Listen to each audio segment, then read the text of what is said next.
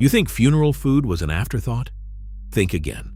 Inside those farmhouse kitchens, Amish women were feeding entire communities through grief, with recipes no cookbook ever bothered to write down. Here are 20 forgotten Amish funeral foods that grieving communities actually made to feed each other. Funeral pie. Nobody called it that at first. They called it raisin pie. Raisins were what you had when you had nothing else. Dried, shelf-stable, patient. But in the right hands, in a cast-iron plate, they became something neighbors traveled miles to bring. Women soaked the raisins overnight in water that turned deep and sweet. By morning, the filling was thick, glossy, trembling. The crust went on cold, crimped with fingers that needed no instruction. It came out dark at the edges, smelling of cloves and sugar and something older than either. Dense and jammy, with a crust that crumbled like it had been waiting. This wasn't just pie. It was the first sign that the community had arrived.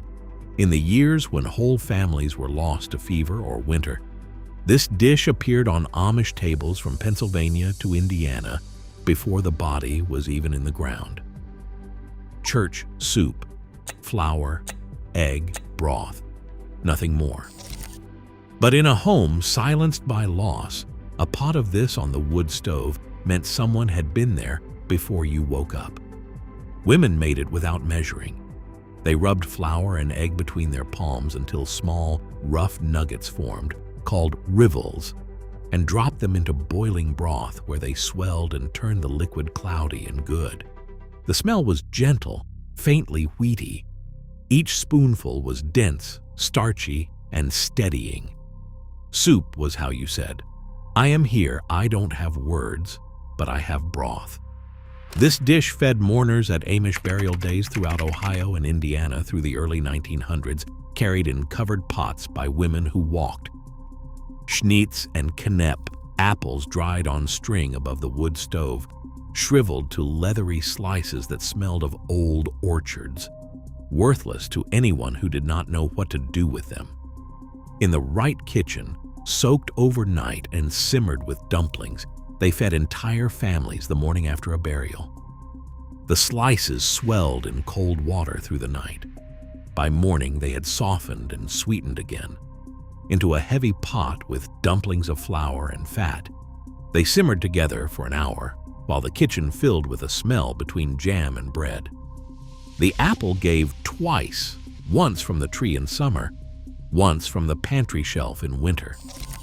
This was patience in food form. A people who stored up comfort for a future grief they could not yet name. In the years after the harvest failures of the 1890s, this dish appeared on nearly every Amish table, from eastern Pennsylvania to the Ohio settlements. Potato filling. Potatoes, bread, eggs, butter. The cheapest things on the shelf. Folded together and baked slowly, they became something halfway between stuffing and pudding, one of the most requested dishes at any Amish funeral table.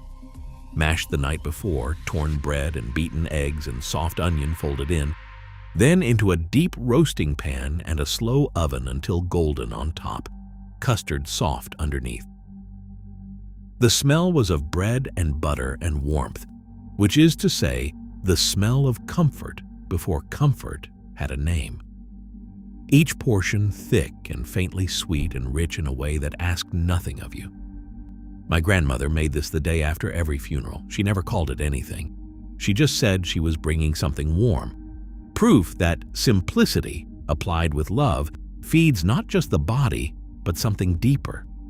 Documented as a funeral standard at Amish community meals throughout eastern Pennsylvania from the mid-1800s onward. Ham loaf, the scraps, the trimmings, the cuts nobody paid much for. Ground fine and pressed together, they became a table centerpiece that filled a grieving kitchen with one of the best smells it could hold. Ground with egg and cracker crumbs and mustard, shaped into a loaf, glazed with brown sugar and vinegar until the whole kitchen smelled of sweet and salt and cured meat. The glaze darkened and stuck, The inside stayed tender, sticky, and dark at the crust. The best part by a distance. The Amish wasted nothing. Not a scrap of meat, not a gram of grief. Ham loaf appeared at community funeral meals across Midwestern Amish settlements by the early 1900s, made by the dozen in kitchens where women had already been cooking since 4 in the morning. Baked beans. Dried beans were the cheapest thing in the cellar.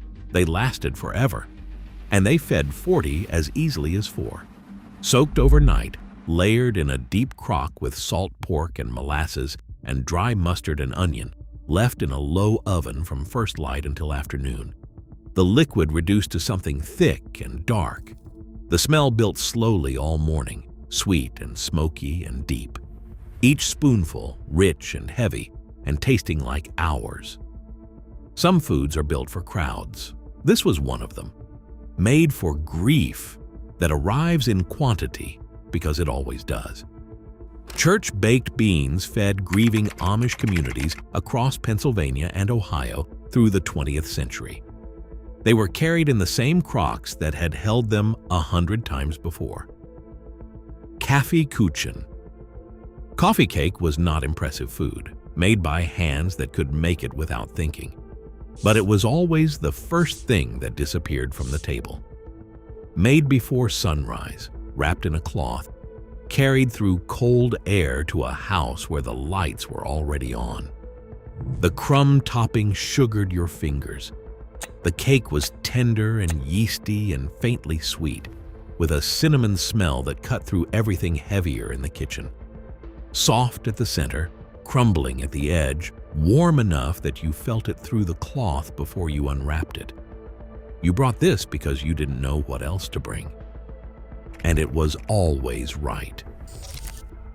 The first morning is the hardest, and warmth that arrives before the sun is its own kind of love.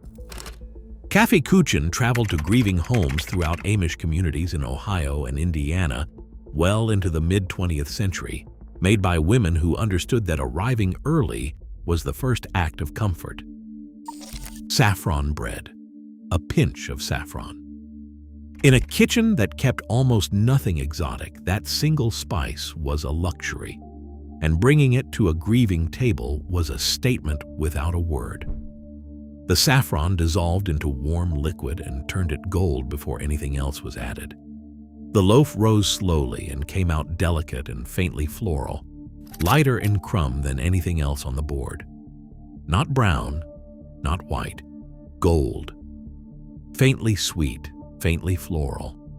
It didn't taste like grief food. It tasted like honor. This person was worth the expensive ingredient. That is what a loaf of saffron bread said, without a single spoken word. Pennsylvania German and Amish communities preserved saffron bread as a funeral tradition through the 19th century, carried from the old country and held on to long after most other things were let go. Pickled red beets and eggs, from the root cellar and from the morning's hens. Two of the most common things on any Amish farm. Slipped into the same brine together, they became the most vivid thing on a funeral table. Beets were brined in vinegar and sugar and spice until the liquid ran deep red. Eggs slipped in until they turned ruby at the edges and deep crimson within. The color was startling against the whites and browns of everything else. Tangy and earthy, a little sweet, a little sharp, the yolk still firm at the center. Hunger can be a kind of instruction if you're willing to listen. Even at a funeral, color mattered. This dish said, "Life is still vivid. Life is still here." Pickled beets and eggs were a persistent fixture at Amish funeral tables from the mid-1800s onward, always present, always startling, always eaten. Shoofly pie, molasses and crumble. The two most honest ingredients in an Amish kitchen, combined in a crust and baked hard, one of the most beloved things a mourner could find on the table. Baked until the bottom was nearly black and the top sandy and caramelized, the filling sticky, the crumb topping gritty and buttery. the two contrasting in a way that made you want a second piece before the first was gone. Almost impossibly sweet. It pulled at your fork. It stayed with you for hours. The Amish made shoofly pie in quantity because grief comes in quantity. 1 pie feeds 4. 10 pies feed 40. The math was always the same. Standard funeral baking in Lancaster County from the mid-19th century. Not a special occasion food, but a constant one. Apple butter. Apple butter wasn't made alone. It couldn't be. The copper kettle was too large, the fire too demanding, the long paddle too heavy for one pair of arms. Women gathered at first light and took turns stirring while the apples cooked down to a dark mass smelling of cinnamon, caramelized fruit, and wood smoke. Hours passed. The color deepened from pale gold to near black. When it was done, it went thick on bread and into jars carried to every grieving family in the district. Dense and deeply sweet, with spice that settled into every bite. Each jar was a record of shared labor, a record that said, "We were here at this fire, making this for you." Apple butter frolics were common in Amish communities through the 19th century, and the resulting jars went directly to families in mourning. Corn pie. Summer corn, dried or preserved, worth almost nothing by January. Folded into a double crust with cream and hard-boiled egg, it became a harvest food repurposed as comfort, a reminder that plenty was real even when it did not feel that way. Golden crust from the cast iron plate. Inside, cream and corn and egg baked into something thick and custardy, smelling of sweet dairy and something warm and grassy underneath. Dense and starchy and clean. Savory and sweet at once. Satisfying in the way that peak season food always is, even months after the season is gone. This dish reminded grieving people that the harvest would come again, that there was still something stored up. Corn pie was a community staple in Lancaster County through the late 1800s and early 1900s, standard at any gathering that fed the whole district. Fast knocks, lard, flour, yeast, and a fire hot enough to fry by, the cheapest ingredients in the cellar. In the hands of women who had been up since 4, they became the thing children could smell from across the yard. Dough worked in the quiet dark, left to rise, cut into rough shapes and slid into hot fat where they puffed and browned in under 2 minutes. A low, constant sizzle. Each fast-knocked, soft inside, crisp at the edge, coated in powdered sugar that stuck to your lips and fingers and the front of your coat. The smell hit you before the door opened, sweet and hot and faintly smoky. The kind of smell that made children forget where they were going. They were made with speed and love, which are the two things you bring when someone is gone. They have been traditional in Pennsylvania Dutch and Amish communities since at least the early 19th century. They were fried in quantity and eaten warm. Chow chow. Every vegetable from the garden that didn't fit anywhere else. The odds and ends. The things that almost got thrown out. In an Amish kitchen, nothing was thrown out. Green tomatoes, cabbage, peppers, beans, corn, cucumber, brined in vinegar and sugar and mustard seed and turmeric, packed into jars for months. At a funeral table, the bowl was always bright, always sharp. The crunch of it cut through the richness of everything else. The vinegar woke you up, bright, crisp. Each jar a record of a summer's end. Nothing from this garden was wasted. Nothing from this life was wasted either. A Pennsylvania Dutch tradition carried into Amish communities through the 19th and 20th centuries, always on the funeral table, always the thing that made the heavier dishes make sense. Pickled watermelon rind, the part of the watermelon that gets thrown away in every other kitchen, trimmed, cubed, and turned into something that sat on a funeral table without apology. Brined with sugar and vinegar and whole spices until each piece turned translucent and glossy, packed into crocks for months. At a funeral table, they offered contrast beside heavier dishes.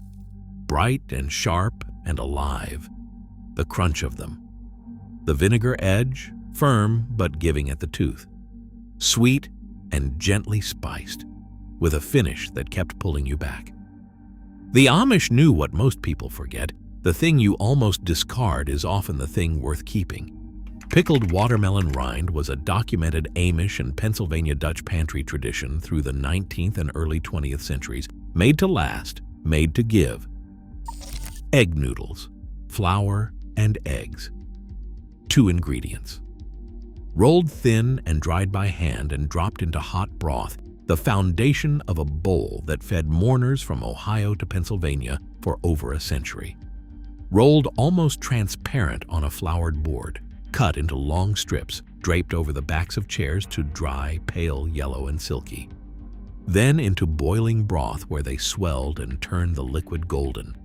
Tender and rich with egg, in a way that store-bought noodles never managed. My grandmother always made a double batch. She said you never know how many will come through the door. She was right. Every minute of making them by hand was a minute of not thinking, a minute of flour on the board and the roll of the pin. That is its own kind of mercy. Homemade egg noodles were a foundation food at Amish community meals throughout Pennsylvania and the Midwest, documented from the mid-1800s onward. Lard biscuits. Pure cold lard cut into cold flour. Buttermilk was added just until the dough came together, the cheapest, most honest biscuit that could be made, barely worked, pressed into rough rounds, placed close in a cast iron pan. Out of a hot oven, pale on top and nearly black on the bottom where the iron had done its work. The inside soft and layered and rich in a way only lard achieves. The crumb shattered when you broke one open. Steam in a single breath, rich, flaky. The bottom nearly burnt in the best possible way. These biscuits did not comfort you with sweetness or distract you with spice. They just fed you. Sometimes that is all grief needs.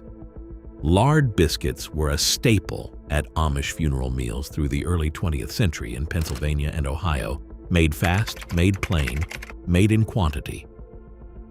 Molasses cookies, made for the children, for the ones running through the house, not yet understanding why the rooms were full and the voices low. These cookies were not an afterthought. They were a deliberate act of care. Dark dough, rolled and cut and baked until the edges just set and the centers were still soft, smelling of ginger and molasses in a way that cut through every heavier smell in the kitchen. Chewy at the center, slightly crisp at the edge, deeply spiced, sweet enough for a child, honest enough for anyone, not a grand thing, a present thing, something that said, there is still sweetness here, even today. Soft molasses cookies were a consistent feature of Amish funeral teas through the 19th and 20th centuries, baked by the dozen for the youngest mourners in the room. Vinegar pie. When there was no fruit, no filling, nothing left in the cellar worth noting. There was still vinegar and sugar and eggs and a crust. And in the right hands, those 4 things became something that sat on a funeral table without apology. Vinegar and sugar cooked into a custard with egg, poured into a plain shell, baked until it set pale and translucent. It came out trembling at the center, firm at the edge, the filling the color of pale amber held up to light. Surprisingly sweet, with a gentle pucker at the finish that made you reach for a second slice anyway. Proof that something can come from almost nothing and still taste like kindness. Vinegar pie appeared in Amish and rural American communities during times of scarcity, from the mid-1800s onward, baked whenever the cellar held more faith than fruit. Scripture, cake. The recipe existed nowhere except in the Bible and in memory. Every ingredient was a verse. To bake it, you had to know your scripture. In a house full of grief, that kind of knowledge was its own kind of strength. The baker stood at the work table with the worn book open beside the bowl, reading and measuring 1 Kings, Judges, Jeremiah. Candied fruit and spice and molasses folded in until the batter was dark and fragrant and heavy with meaning. It baked slowly. The smell was of ginger and citrus and something ancient, dense and rich and spiced in a way that asked you to slow down. Each bite took time. Each bite was worth it. This was not just a cake. It was a faith carried into flour and eggs, a reminder that the words they had lived by were still present, still sustaining, still sweet. Scripture cake passed through Amish and Mennonite communities from at least the mid-1800s, often read aloud during preparation as a form of devotion. It was made from almost nothing, and it tasted like everything. Which of these forgotten Amish funeral foods do you still remember from your family's table, or from a gathering that stayed with you? Drop it in the comments.